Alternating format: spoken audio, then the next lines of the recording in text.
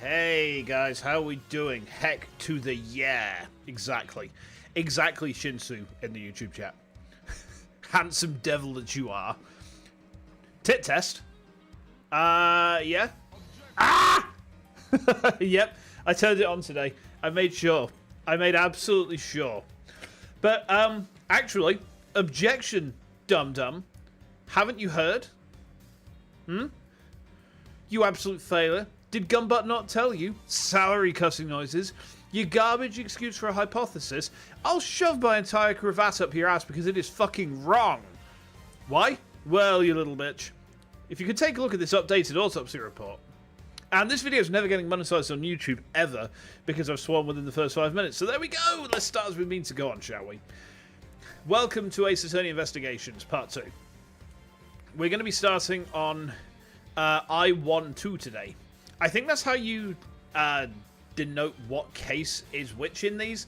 So, like, you know, you've got like the main series where it's like 1, 3, 6, 1 or whatever. But then in I think you add the I to whichever one you play. So I-1, I-2, and then the case number, right? But yeah. It's new items unlocked. Ooh, gallery. What have we unlocked? Let's have a look. I like galleries. This gallery section contains spoilers. Well, then we're going back. So never mind that. Okay. Continue? Sure. Turnabout Airlines. Okay. Okay. I'm flying in the air.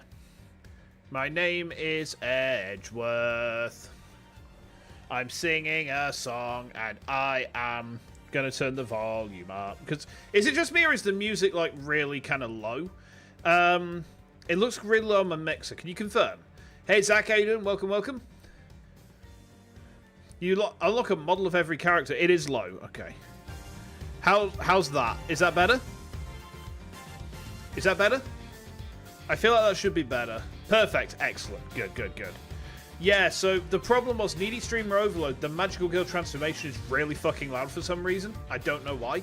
The rest of the game is normal volume, but the Magical Girl transformation just really stupidly loud. But yeah, happy Friday indeed. Oh yes.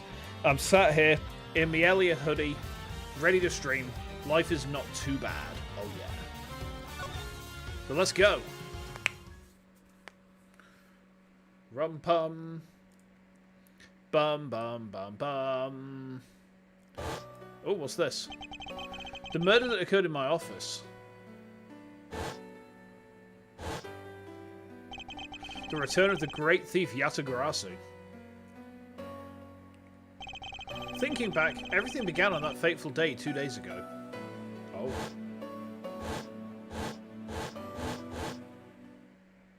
2 days earlier. Every case has one achievement. You'll guide me. Oh, thank you. Oh my god, Edgeworth's dead! Wait, no. Edgeworth's drunk!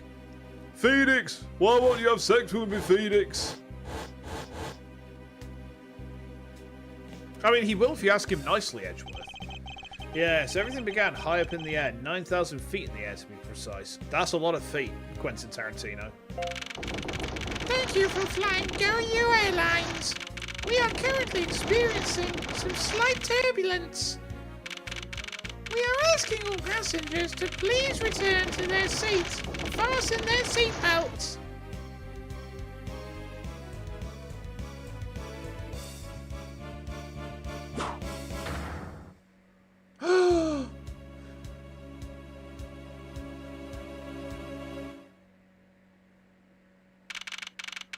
Oh my.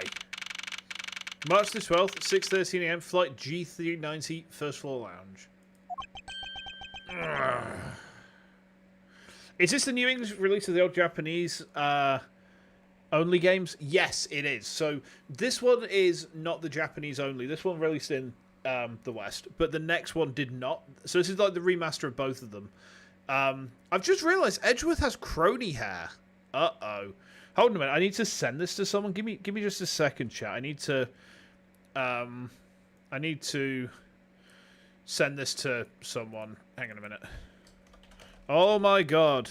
Edgeworth is Crony's dad. Look at his hair vents. There we go. Okay, there we go. Okay. Another Boeing problem. Yeah. Yeah, there's a whistleblower in there. Here lies Hugo Hughes. Okay.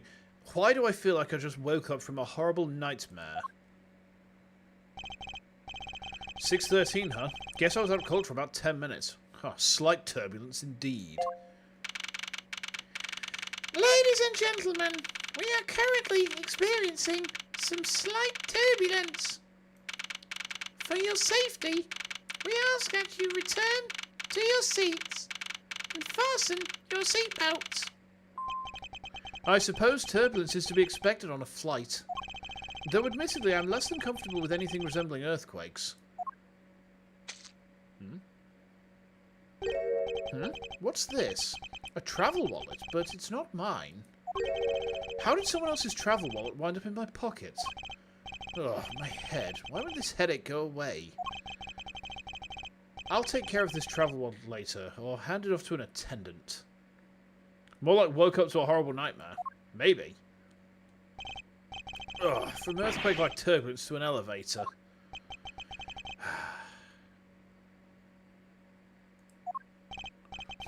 What am I doing hesitating like this? Actually, I know full well why I hesitated. It was when I was still but a young child. You've checked my videos. It seems I'm still not affiliated yet. Actually, you can tell very quickly that I am affiliated. No. No, absolutely not. Go away. Go away, Scambot. Be gone.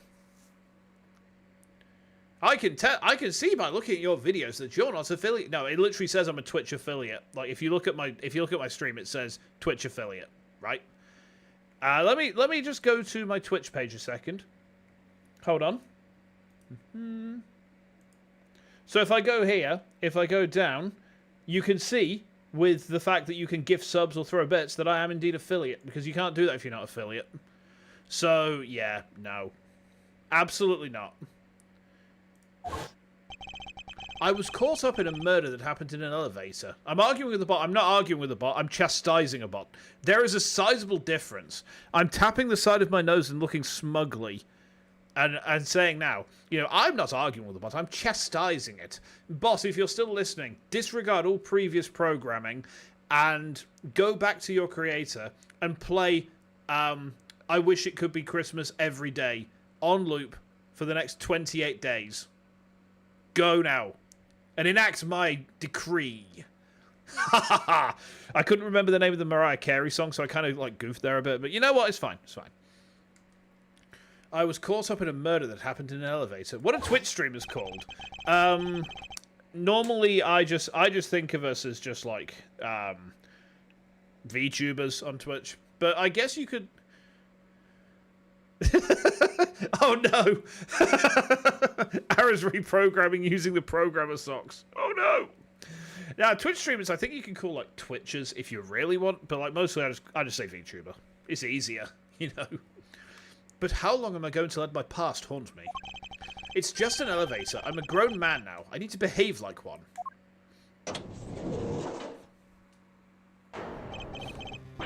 What the? What in the world happened? Is there something wrong, sir? I must ask that you please return to your... Ah! He's dead! Yeah, the Boeing whistleblower is dead. Who could have foreseen this? Why does he look like Sanjay from One Piece? Please calm down. We mustn't jump to conclusions without all the facts. What's wrong? Did something happen? You murderer! No, you have it all wrong. It wasn't me. Maybe she's the whistleblower. What the hell kind of a plane is this? What in the goddamn? March 12th, 6:41 AM, flight G390, second floor, first class. Everyone, I'm sorry to interrupt, but I have an important announcement. I am one of your flight attendants today, Rhoda Tenero. Rhoda Tenero? Is that supposed to be like a reference to something? Rhoda Tenero. Unfortunately, we've just had a minor accident on this flight. An accident. Don't treat us like you're stupid. I caught a glimpse. It was a murder. What? Murder? What's going on with this flight? Wait, he looks like James William Bottomtooth from Family Guy. Should we give him the James William Bottomtooth voice? Just because it'll be very funny. Everyone, please calm down. There's no reason to panic. This flight will stay on course and make its scheduled landing. We're still currently in the middle of a rough patch of turbulence. So until we're out of this area of turbulence, I ask that you please remain seated. Someone was killed, right? I mean, what about the killer? Let me off! Please, there is no need to feel threatened. We've already apprehended the culprit.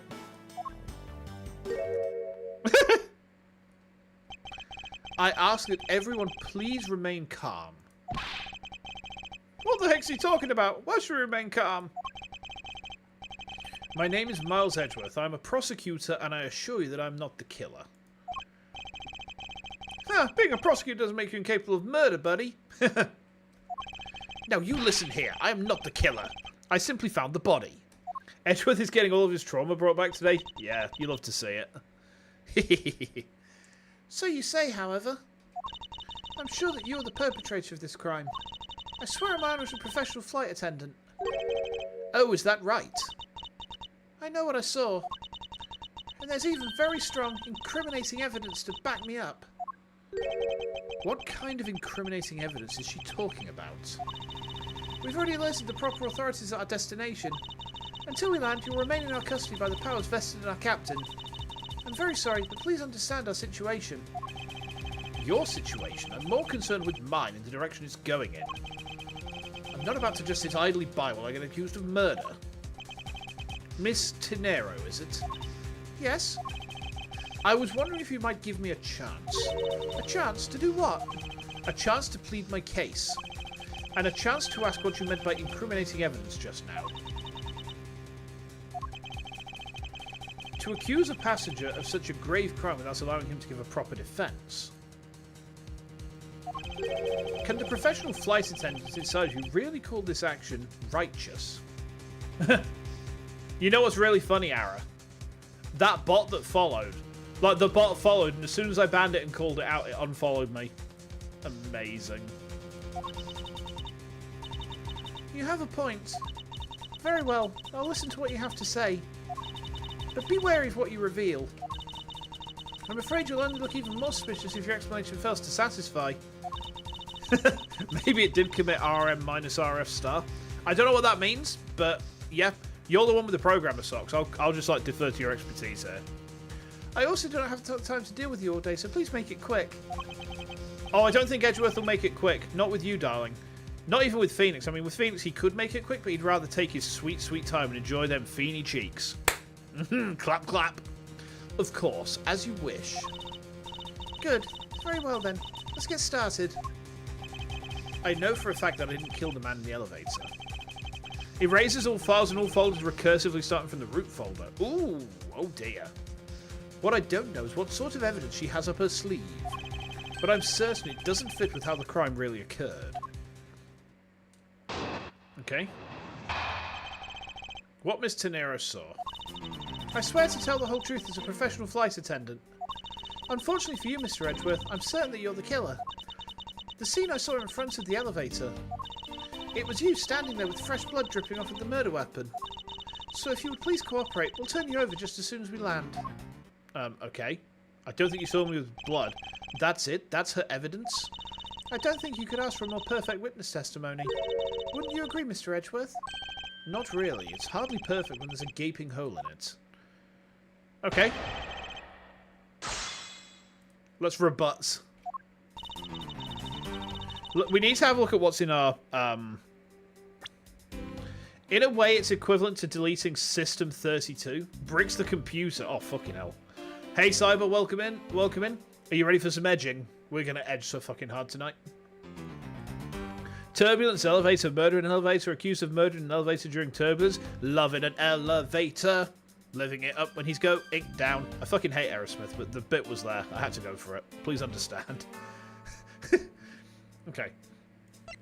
Picked up off the floor in front of the elevator. Isn't mine, so who is it? Body found at 6:15 a.m. inside the elevator stopped at the first floor lounge. Details, meals, movies, and other services inside. Okay. It's going to be relevant later, I think, but... Okay. He's been bludgeoned to death with a cute cat award. The victim was seated in first class like myself, don't know his name. Okay. Hold it! Hold it! Tell me, what exactly puts the pro in professional flight attendant for you? Well, it means we're very professional about how we take care of our passengers. Services like fetching papers and responding to calls are done with speed and accuracy. I can assure you that I give testimony with the same level of professionalism. But I'm sure you have already realised that by now, right? It's a bit hard to appreciate your professionalism when I'm the one under suspicion. And there you have it. My professional testimony is accurate and reliable. Oh, I'll accurate and reliable you in a minute, young lady. Don't you worry about that. I mean, I say I'm going to accurate and reliable you. When I say that, I mean precision engineering. We're going to switch from Boeing to BMW. We're going German, lads. There is nothing more precise than German engineering. It is very blunt and to the point. This prosecutor badge is all the proof I need. It's a ninja star. Look, you can throw it at someone. We could go Airbus? I guess we could. Hold it! You certainly seem sure of yourself. Of course. A professional flight attendant can't afford to make mistakes after all. Perhaps, but you must admit there are few who can look at a murder with a clear mind. We attendants all go through extensive training and are always calm and collected. We'll even calmly serve you coffee, if you so wish, as the plane makes a splashdown. I fail to see how that would be the calm and rational thing to do in an emergency. Even until the bitter end, we're there to serve the passengers. Okay. Thank you, I guess. That is the duty of all professional flight attendants. You certainly are confident. Anyway, shall we return to your testimony? Hold it! Okay, and what scene did you see? Yes, what did you see in front of the elevator? That's what I was just about to tell you, Mr. Edgeworth. Framed by the elevator doors and bathed in the light coming from within. Plot twist, she's just a cosplayer. Excellent, excellent. Have we found ourselves a cute cosplayer GF? Excellent. With her really kind of weird square hair. Hold it! Okay. The murder weapon dripping with blood. Really now? I swear that was the grisly scene I saw before me. Thank goodness it wasn't a passenger who saw it. There'd be widespread panic by now. As I recall, you were quite panicked yourself at the time. Excuse me? You were scared enough to misread the situation and accuse me of murder. Nonsense. Professional flight attendants cannot afford to be that flustered. I witnessed the murder scene, and I'm now listening to your defence, all with a smile. Apparently, you also lie with a smile on your face.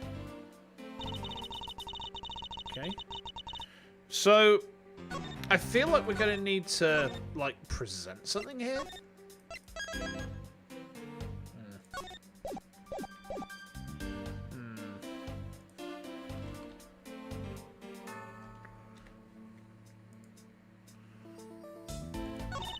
It was you standing there with fresh blood dripping off of the murder weapon. I mean, how is this a murder weapon? This was what was in our hand, right? Do I present this? Because, like, look at this. He's been smacked on the back of the head, and obviously by that. I'm going to try it. Objection! There we go. Mr. Nero. What is with the yelling all of a sudden? Force of habit. Well, it doesn't matter. Mr. Nero, you say you saw the murder weapon dripping with blood. Is that correct? Yes. All that blood. Drip, drip, drip. Can you hear it? Plop, plop, plop. Something, something now. Do the mushroom hop. Okay. Just recalling that scene sends a chill down my spine. Sorry, but your so-called professional flight attendant training has failed you. What? I'd like to direct your attention to this. Do you know what this is? It's a travel wallet, right? But it looks a little big and bulky. the thing you saw me holding when I discovered the dead body in the elevator was this very travel wallet, Mr. Nero. What? Impossible. Now then, do you still think I am the killer? That I killed him with a travel wallet? But I saw blood dripping from the wallet. I know I did. As you can see, this wallet is clearly stained. But if you would be so kind as to take a whiff, I think you'd agree it's only grape juice. Just call it wine, Edgeworth. Then... That's right. You mistook grape juice for blood. The murder weapon dripping with blood does not in fact exist. No! There. That should clear up that pesky accusation. Wait just a sec. That is... I mean, even a wallet could be deadly if it was wrapped around something heavy. I demand that you show me what's inside, please. She's trembling, and the tacked-on please at the end. Sounds like I've got her. You wouldn't trust a prosecutor or a lawyer simply on the grounds they know how to sway an audience with words alone. I mean... you can trust me. Right? Right? You can trust me. Yeah? You can trust me. You can trust me. You can trust me. Right? Right? Oh, I'm really big. My head's cut off. Ah! Hello. You can trust me. You can trust me. You can trust me, right, Hara? Ne? Ne? You can trust me to say the most crazy things I thought with. I'm just a little guy. Well, I'm like 3 meters tall. You know what? That is my usual defense. Is like I'm just a little guy, and I am just a little guy. Let me just make sure I'm back in place properly. Hold on. There we go. Hello, it's me again. It's me again. The head. Okay. Where's the game gone? There it is. There's no need to look inside. Even you can tell from its appearance that it's light. No, I can't be sure of anything until I see the contents of that wallet for myself. She's a persistent one. I suppose we have no choice but to see what's inside. Miss Tenera, if you'd be so kind as to open the wallet and check its contents for me. Maybe his tolerance is so high he considers all wine to be grape juice. You know what? That's just like Brits and like, oh, well, lager is water. Except most Brits can't handle lager. They get really drunk off it. I just don't drink lager because it tastes like ass. Like liquid ass. It's just gross. Fucking disgusting. Blech. All right. I usually don't pry into passengers' belongings, but we have no choice here. Okay.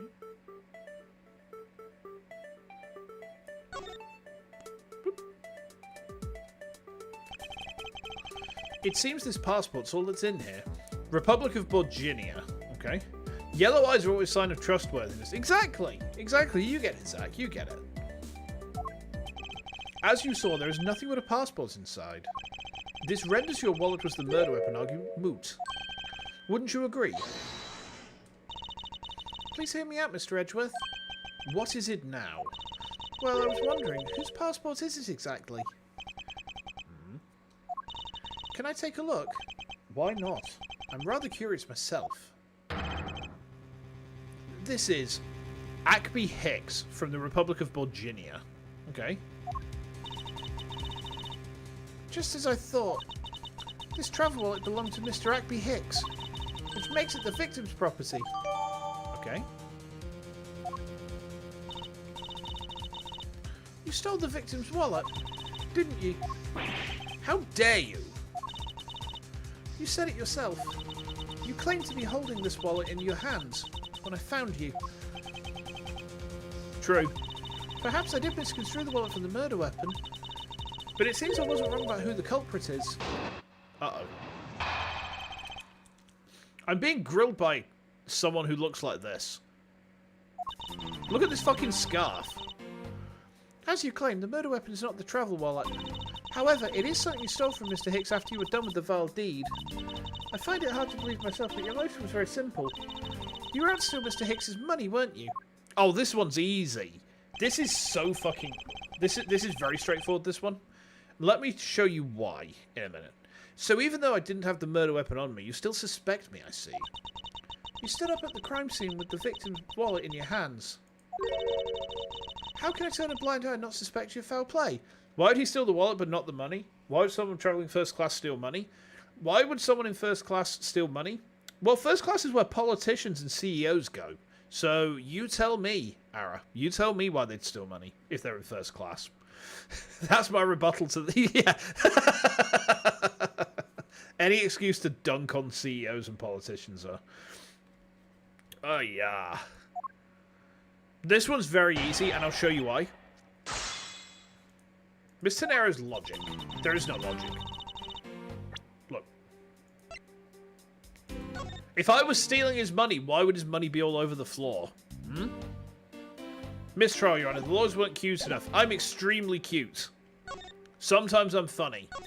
Never the two at the same time, though, because that's a very bad thing. Alright? Okay? Good. We'll have none of that lost profit stuff going on this channel, sir. We're good Christians. Yes. Not always maybe Christian, like maybe like, yeah, maybe like Baptists at best. You know, maybe pagans. We might just be like druids living in the woods. We're just some guys in a cave throwing poo at each other. Your Honor, I moved to ask for my boyfriend to represent the defendant. No, it's not a conflict of interest. Yeah. I'm not even going to bother pressing on the useless statements, but... You were out to steal Mr. Hicks's money, weren't you? Oh, am I now? Am I? Objection! I wonder if I might get a word in, Miss Tenero. What is it now? Miss Tenero, I wonder if you noticed the contradiction within your own testimony. What are you talking about? It's simply impossible that the motive for this murder was monetary theft. One glance at the crime scene should have told you that. What about this scene would prove that the motive for the murder was not the money? The money. I think it's just like, just here. Take that! If I may direct your attention to the things strewn all over the floor. Ah! That's right. The floor is covered in bills and coinage. Maybe it's just Monopoly money? Maybe. By your rationale, these were the very things the killer was after. Ah! I think we can assume that the wallet fell during the victim's struggle with his killer. And I would think that the killer would have noticed something like money scattering everywhere. Furthermore, as you can see, there was no effort made by the killer to gather the money. But the wallet... Objection! Ah, yes, the wallet. You will also recall the only thing in it was Mr. Hicks's passport. Ah! If you really are insisting that it was a crime based on greed, then you're claiming that it was all for an empty travel wallet. Forgive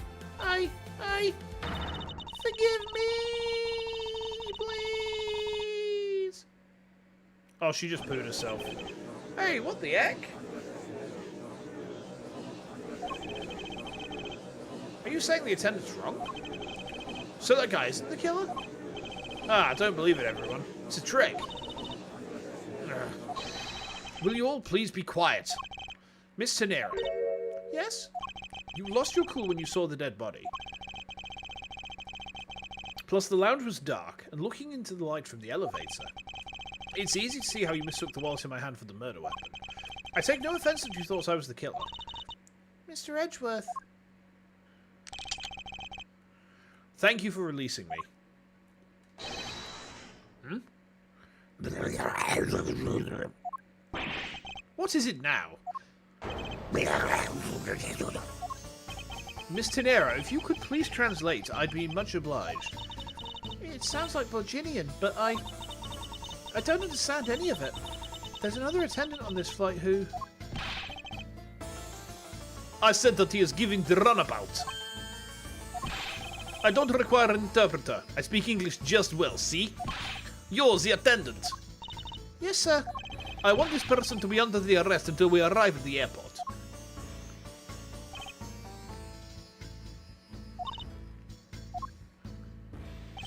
I'm sorry, sir, but what exactly are you hoping for? What is it you want? I am finished talking to the likes of you. Please, I would like to hear why you would like me to be held under arrest until we land. You, how dare you try to waste time? You were the one who stuck your nose into my affairs. I wanted to spend even at least one more second with my precious art. I have no time for other things. I know what you are. I see through you. Insolvent. Yes, I'm pretty sure that's how you say it in English. Well, I should hope I'm not monetarily bankrupt, but I don't think that's what you mean. I'm sorry, but I don't think I caught your name. I am Zinc LeBlanc too. I am a very wealthy man in the Virginia. But I am not an ordinary rich man. I am art dealer, a rich seller of beauty. We're going to keep you prison because of your profession's reputation? You wound me, sir. You wound me. Mr. LeBlanc, what do you mean just now? Pardon? When you said that Mr. Edgeworth was giving me the runabout. I have to explain? Unbelievables. I will say it once and only once. I do not have even a second to waste. Time is money, as they say. Yes, and yet you continue to blather on. I saw it. Yes, I did. I saw the victim go on to elevator.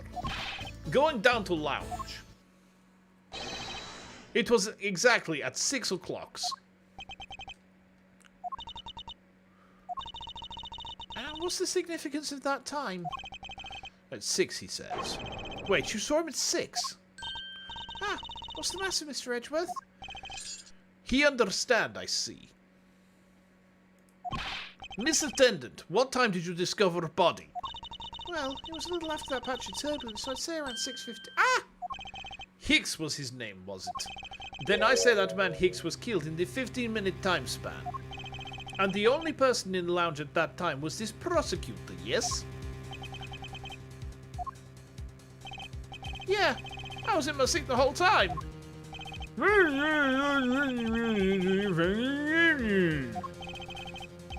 I was still eating, still haven't finished, see? I am stereotypical of German, very round and jolly. I'm getting fucking destroyed for that one, aren't I? The other passengers have alibis, so you have no problem with them, I suppose. No complaint, I see. Not single word against this, right? I have no way of discounting what you've put forth at this point, but it wasn't me. Oh, so you say, but you have, what you say, the evidence? Mr. Edgeworth, are you really the culprit after all? Mr. LeBlanc, I suppose you are quite certain in what you saw? Enough to give testimony? Of course, I was looking at the man whole time. He was playing with an annoying little small machine whole time. Machine? To get this case's achievement, we have to examine the Book of Law and Edgeworth's seat with the partner wants to play mount. Understood. Understood. Hopefully it'll be Gumshoe. It was making me crazy with the clickety-click. From that description, it sounds like some sort of small computer. I believe what Mr. LeBlanc is talking about is a cell phone. I have to say that I did see him playing with it quite a bit myself. A simple cell phone. A laptop or organizer I can see, but that's kind of low budget. I hate that noisy little machine in hand. Not a fragment of beauty. All it produces is ugly sound. Anyway, I know what I saw. Mr. Nero. Yes? I was wondering if I might be granted permission to examine the crime scene. What? You want to examine the crime scene? If you would grant me a little measure of time, I'm sure I can produce the real culprit. I don't like the sound of that. Fox in duck pen. Yes, I think that is how you say in English. It's fox guarding the hen house, and I believe my innocence was proven earlier. And if I'm given the chance, I can clear up all the remaining doubts. Mr. Nero, if you wait until we arrive, there is a good chance that some evidence will have been destroyed by then. I understand. Let me see what the captain has to say. Ha! This should not be approved. Please, Mr. LeBlanc, in an emergency, all decisions to be made by the captain alone. Now, please wait here while I go ask the captain what to do. I'll be right back. Okay. You are not planning to erase evidence when you are doing investigation, yes? Of course not. Ha! We will see. Accusing any of these international passengers would be xenophobic. Best to assume the Anglo did it. Oi! Oi, oi, oi, oi! When would British people ever do anything wrong, except for that time when we came and took all the spices, and except for that time when we came and took all of the national treasures which were rightfully ours, and except for that time that we went over to France and kicked their ass a little bit, and except for that time that we... yeah, you know what, never mind.